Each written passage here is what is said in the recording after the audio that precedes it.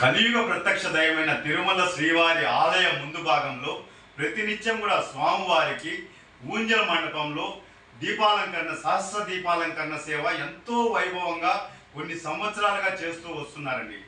ఇటీవల దాన్ని మరమ్మతులు చేపట్టాలని చెప్పని ఆ ఊంజల మండపాన్ని పక్కకు మార్చి అక్కడ సహస్ర దీపాలంకరణ సేవని చేసేవారు.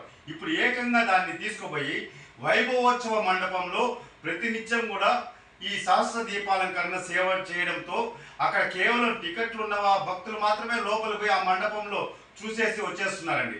అలా కాకుండా గతంలో ఏ విధంగా అయితే ఆ ఊంజల మండపంలో ఎంతో బ్రహ్మాండంగా ఆ భక్తులంతా కూడా ఆ టికెట్లు ఉన్న వాళ్ళే కాకుండా ఆ స్వామివారి దర్శనానికి వచ్చి బయట టికెట్లు దొరకని వాళ్ళు కూడా ఆ రోజు ఊంజల సేవలు సాయంత్రం పూట స్వామివారిని ఆ ఉయ్యాలు ఊపుతూ ఉంటే కన్నుల పండుగగా ప్రతి ఒక్క భక్తులు కూడా దర్శించుకునేవారండి. అలాంటిది ఈరోజు వైభవోత్సవ మండపంలో ఎందుకు మార్చారో తెలియడం లేదు.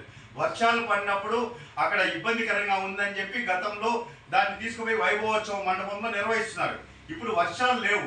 వర్షాలు లేనప్పుడు ఖచ్చితంగా ఆలయ ముందు భాగంలో ఊంజల సేవ అనేది యథావిధిగా పాత పద్ధతిలో కొనసాగించాలని చెప్పని నేను టీటీడీ చైర్మన్ బిఆర్ నాయుడు గారికి, ఈఓ అనిల్ కుమార్ సింఘాల్ గారికి, అడిషనల్ ఈఓ వెంకయ్య చౌదరి గారికి, తిరుపతి జేఈఓ వీరబ్రహ్మం గారికి నేను స్వామివారి భక్తునిగా విజ్ఞప్తి చేస్తున్నా. భక్తులందరూ కూడా ఈరోజు దర్శనం లేకపోయినా ఆ ఊంజల సేవ సాయంత్రం పూట జరుగుతా అంటే నిత్య కళ్యాణం పచ్చతోరణం కలియుగ వైకుంఠం కన్నులు తృప్తిగా ఆ స్వామివారిని దర్శించుకునేవారండి. అలాంటిది ఈరోజు వైభవోత్సవ మండపంలో 4 గోడల మధ్య జరపడంతో ఆ ప్రాంతం అంతా కూడా కళావిహీనంగా మారిపోయింది. దానికి తోడు ఇప్పుడు అక్కడ ఏదైతే ఊంజల సేవ మండపం నిర్వహిస్తా ఉన్నారో గతంలో అక్కడ మరుగుదొడ్ల నిర్మాణం చేపడుతున్నారు.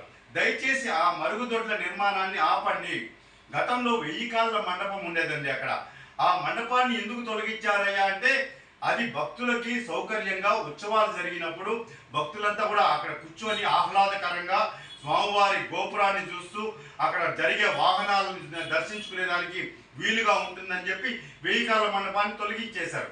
మరి 1000 కాళ్ళ మండపాన్ని తొలగించిన ఆ స్థలంలో ఒక పక్క నాద నీరాజనం ఉంది. అద్భుతంగా ప్రతిరోజు కూడా అక్కడ నృత్య ప్రదర్శనలు, అన్నమయ్య కీర్తనలు ఆలపిస్తూ ఉంటారు. ప్రపంచమంతా చూస్తూ ఉంటారు. దానికి ఊంజల మండపానికి మధ్యలో ఇప్పుడు మరుగుదొడ్ల నిర్మాణం చేపట్టారండి. దయచేసి దానిని నిలపండి. ఎక్కడన్నా మరొక చోట మరుగుదొడ్ల నిర్మాణం చేపట్టండి. అక్కడ అపరిశుభ్రమైనటువంటి వాతావరణాన్ని, కలుషితమైనటువంటి వాతావరణాన్ని తీసుకురావద్దని చెప్పని నేను విజ్ఞప్తి చేస్తున్నాను. ఎందుకంటే ఒకవేళ మరుగుదొడ్లే అవసరమైతే రామ్ బగీచా ముందర దండిగా ఉన్నాయండి. కాబట్టి ఊంజల మండపం కాడే మరుగుదొడ్ల నిర్మాణాన్ని వెంటనే నిలుపుదల చేయాలని నేను విజ్ఞప్తి చేస్తున్నానండి.